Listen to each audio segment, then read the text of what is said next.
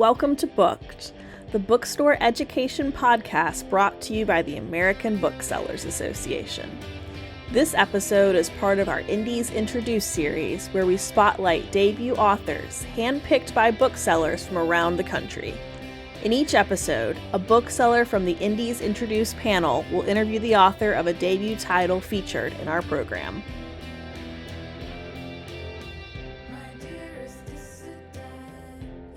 Hello, I am Cassie Goodwin from Loudmouth Books in Indianapolis, Indiana, and I am here with Reena Shah, and we are going to do an interview today. Reena Shah is a writer, editor, and teacher. Her work has been featured in National Geographic, the BBC, Electric Literature, Joyland, The Guardian, and elsewhere. She has been awarded fellowships and residencies from Malay Arts, Tin House, the Sustainable Arts Foundation, the Fulbright Foundation, and more. She received an MFA in fiction from the Michener Center for Writers. She lives on Roosevelt Island in New York with her family and teaches in a public school.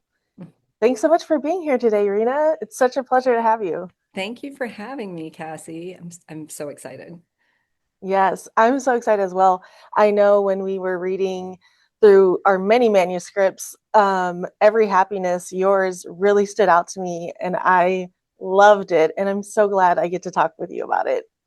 Oh, thank you so much. I am so grateful to Loudmouth Books and all the indie bookstores who've been part of this, and to the ABA, the American Booksellers Association, just for lifting up the voices of debut authors and creating this platform, and with such warmth and enthusiasm. Just some of my favorite places in the world are independent bookstores, and I think they're so important right now, and just the kinds of communities that we need more of. So thank you for the work that you do. Absolutely. I mean, it's a pleasure, honestly. All right, so let's dive in. The first question I have for you is kind of broad, because this is a theme that we see throughout the entire story, where all of the characters in their own ways are kind of grappling with what I think fundamentally is a hunger or a yearning. They have a hunger for forbidden love, for acceptance, for success, for knowing their people they care about, and for being known. What drove you to instill that in your characters? I loved your reading of these characters, and this like characterization of longing as hunger. And I have to first say I can't say that I consciously made that choice as I was writing. I think as I was writing, I was just following these characters, and trying to like not impose my judgment on them, which is what I think I'm always fighting, that like, how I might judge them. I really just want to try to let them lead, and it's been a long process of doing that. Um, but I think it comes from the very first impulse of this story. It actually started as a short story, and it was really focused on the Ruchi and Moksh, the mother and the son. That's where it started. And I was really interested in like their exterior and their interior, as all characters have and as all people have, and how they're in conflict with each other. And I think for these characters, that conflict is really high. How they're perceived, how they act, what they say is very different from what they feel inside. Um, Mhm. and it's like some of them feel that their exterior is meeker than they actually feel inside, or some of them feel that their exterior is bolder, or that it's less loving on the outside when actually inside they feel a lot of love for each other. And so even though this started with Ruchi and Moksh, the son and the daughter, and then eventually became really focused on the two friends, um, what what really stayed was their longing and their like hunger, their desire for um, conflicting things. And in that initial short story, Deepa, the kind of the other protagonist, was kind of like a side character at the time. But even though this story went through it, I mean, went from a short story to becoming a novel, and so went through so many changes, the thing that stayed was that yearning and that longing and that hunger. Um, and I think that um, I think that it's almost that became the core. That hunger, I think you described it Mhm. perfectly, that became the core, even though I didn't realize it at the time. Like now I can look back and say, I see these threads, but at the time, I think it's just what the characters, what their interiority was expressing. And and I realized, I think later that hunger was coming from different places as well. It was coming from things that were imposed on them, but it was also coming from themselves, right? That conflict, I'm sorry, that conflict between their interior and exterior, and that wanting to make those things match more, right? Mhm. And so I think, these are people who have images of what their life should be like and what they Mhm. should be like, and it doesn't quite match what they're finding, especially once they immigrate to the United States. And it leaves them really wanting more. There's this, like, they're not satisfied, they want more, but they don't know how to express that with each other or with the world. Yeah, absolutely.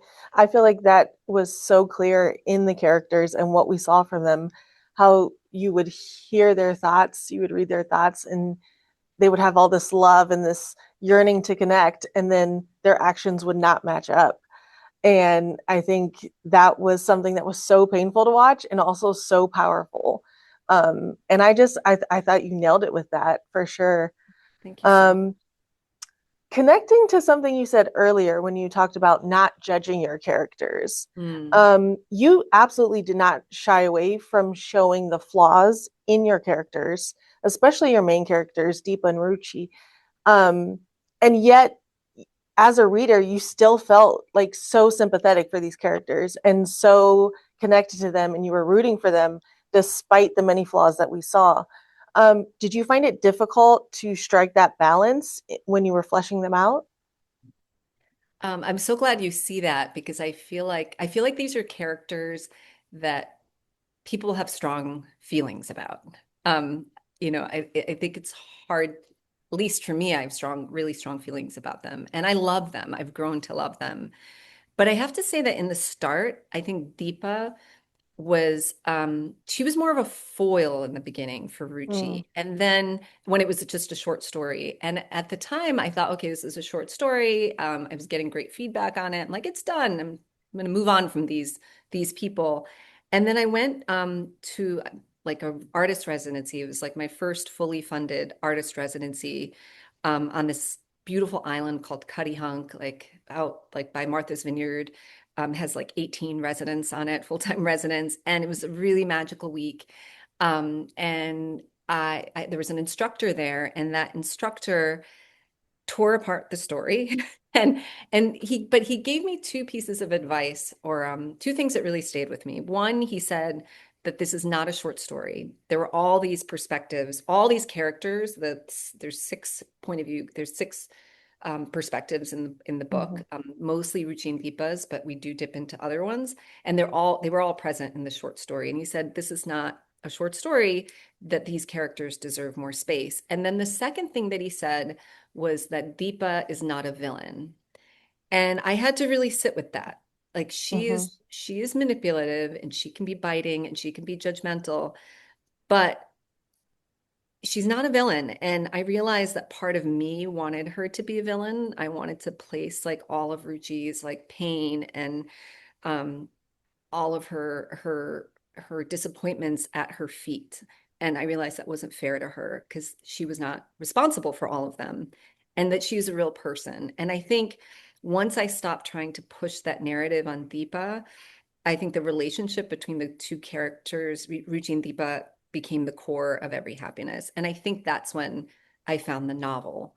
And I discovered that, like, underneath Deepa's judgments and like her slights and her just those like mean little things she says, right? Is really a desire to protect Ruchi and to yeah, protect herself and to protect her daughter, and um I think it's really human. I think it's something that I think if we all really scratch the surface, it's there in us too. At least I see it Yeah, in myself. absolutely. I think they were very relatable in a lot of ways. It was such an interesting dynamic. And I also thought it was really interesting how you showed their growth from children through adulthood, through having children as they grow up, and just the ways that like their relationships with their mothers affected them, and then their relationships with their children. It was this just wonderful, like, course of events and course of consequences throughout the book. And I just thought that connected so well. Thank Um, you. yeah, absolutely. Absolutely.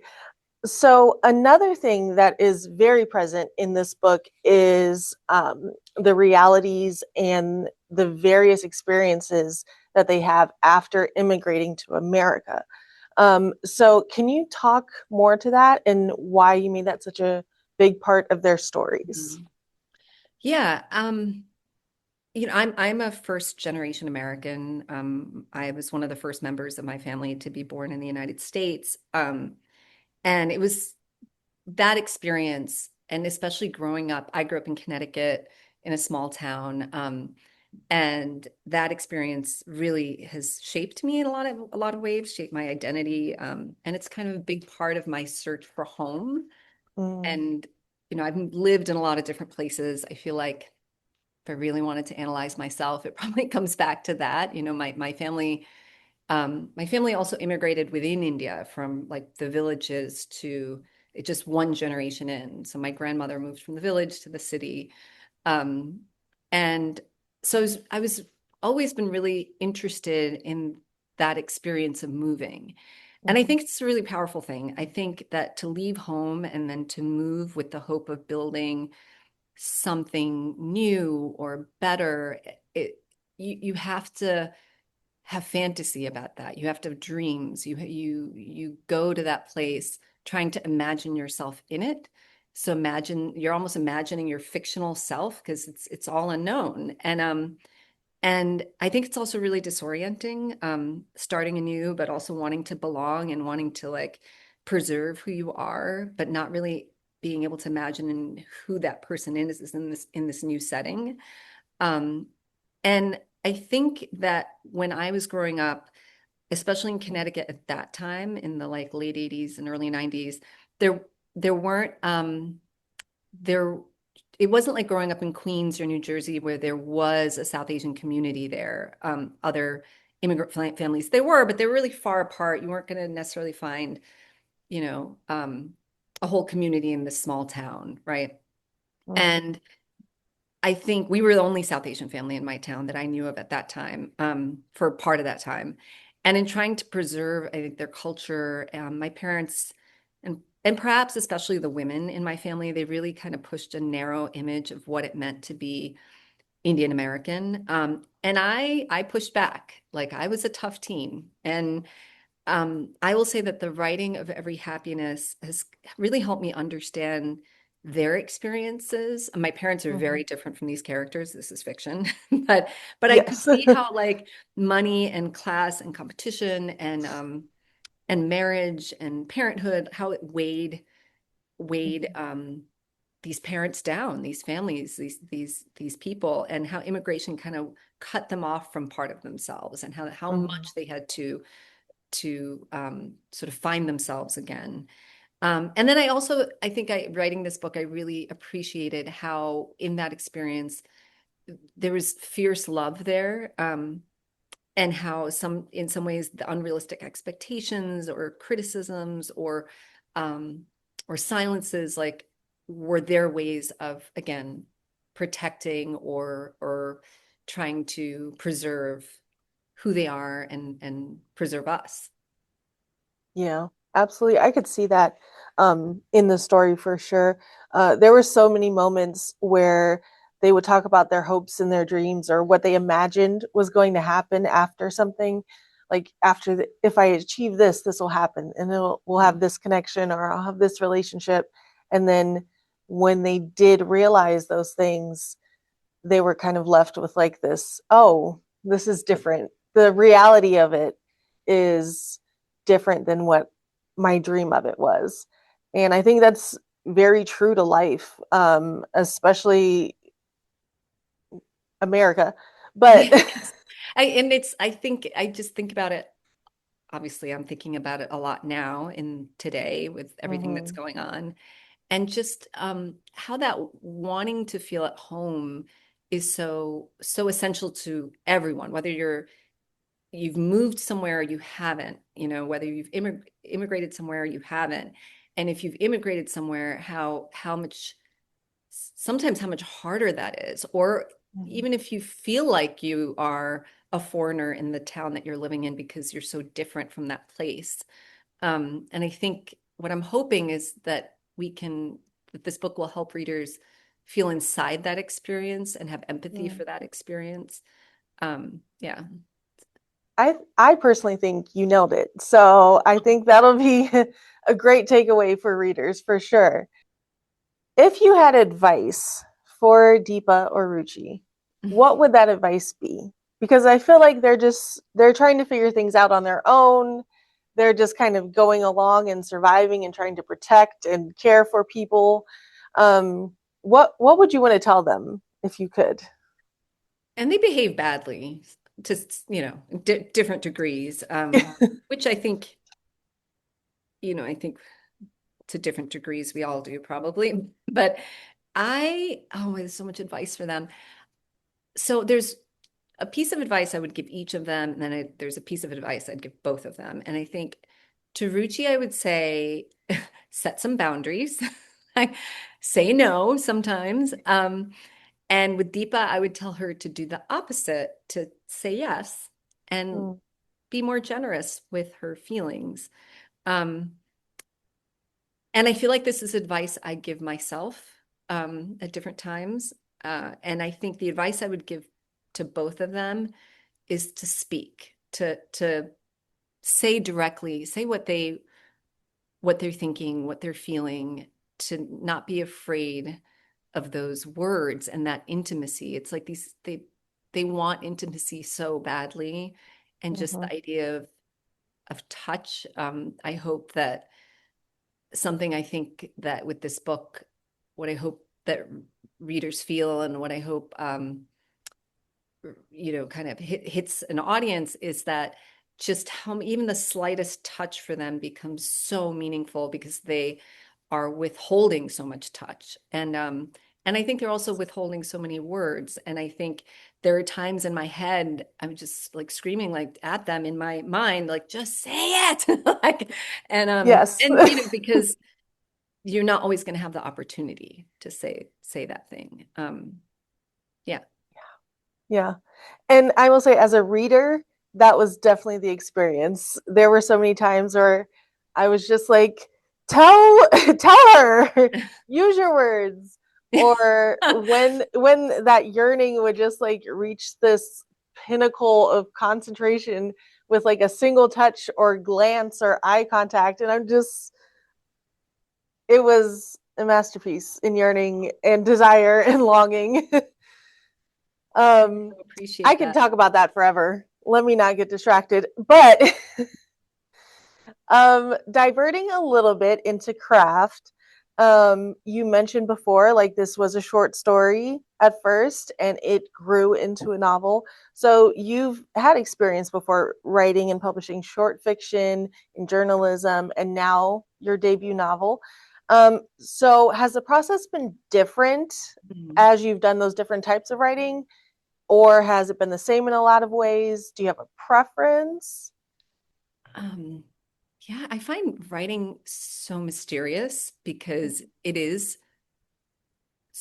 I do feel like it's so different depending on what kind of writing you're doing. I think this writing this as a short story first, and then it kind of became linked stories. I'm like, okay, I'll just write about these characters, linked stories. I don't have to have a through line. And then it through lines started to emerge, and then it became a novel in stories. It was like it was like a safety net where I could Mm, cheat kind of trick myself into writing a novel. I was really overwhelmed by the idea of writing a novel. I didn't know how to do it. And I feel like I don't know if anyone really does until you're doing it. I think that's what I've learned. I also have to give a huge shout out to my editor at Bloomsbury, Grace McNamee.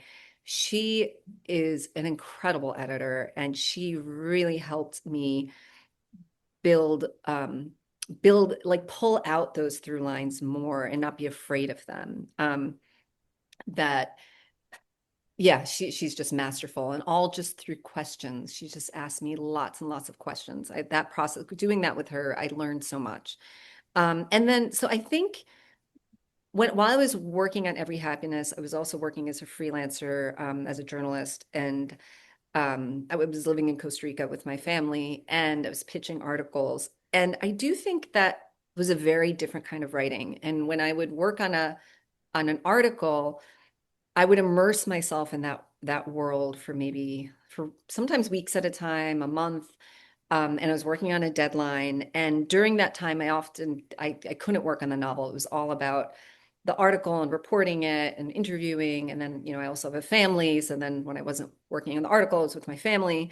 But it really taught me something about myself as a writer. There was two things. For me, having some space, especially from this novel, because these characters were so present to me and they were so in my head, having some space from them from time to time was really helpful so I could see them more clearly. And then I am a writer who needs deadlines. I hate saying that because deadlines they stress me out. But I think when I have a lot of time, I can fiddle for a long time. I can do chores, and Yes. and I can hide from the writing. And I think, I really started writing after I had kids, which seems like a weird time to start writing. I had so little time. And there was something about having that compression of time that I think made it possible for me to write fiction. And I think journalism, just knowing that I could meet that deadline and I could work in that compressed time period, it helped me kind of create that when I was writing fiction. I'm like, okay, some of them were self-imposed, or I'd have to be accountable to an early reader, or, I'd have to write between, school pickup and the activity, or, something like that. And using that time, using that time well, I guess. A mentor of mine, Elizabeth McCracken, I love what she says about that being, being a mother, being a working mother, and finding time to write, and just knowing that she thinks about herself in the future, like 2 months from now, and knowing how she will feel. I might be butchering this, but this is what I took away from it. What she's going to feel in 2 months if she doesn't do that writing. So it's like scolding yourself from the future and not wanting to have that experience, of feeling disappointed with yourself. And I practice that kind of self-imposed guilt, So I don't know if that's helpful, but Yeah, absolutely. Absolutely. And as someone who loves to go right up to a deadline, I I understand that need for structure or a hard time limit. So absolutely that makes sense. And it's so impressive to me for people who have children and families that they have to care for and jobs. And also I'm writing this book and it's going to be beautiful and wonderful. So it's working. Whatever you're doing, keep it up. Keep it up. Thank you. I appreciate that. Yeah, absolutely. And I could go on forever and ask a million questions about this book, but I think our time is coming to an end. So I will wrap it up.